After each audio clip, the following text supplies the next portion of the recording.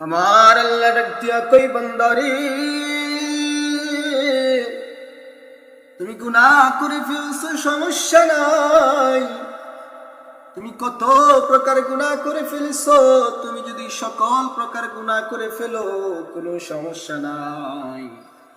তুমি যদি পাহাড় পরিমাণও গুনাহ করে ফেলো, তুমি যদি সাগরের ফেনা সমতুল্য গুনাহ করে ফেলো, তুমি যদি মরুভূমির বালুর মতো গুনাহ করে ফেলো বান্দারে,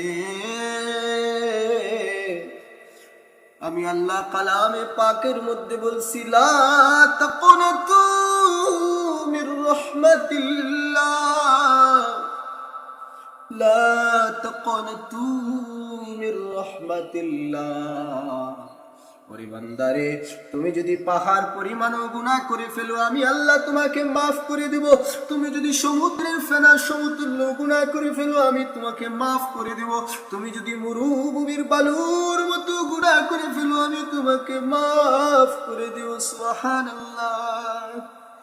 শুধু তাই নয় বান্দারে, আমার আল্লাহ কালামে পাকে অন্য আয়াতে বলছেন, আর রহমানির রহিম, আমি দয়ালু। আমি কেমন দয়ালু?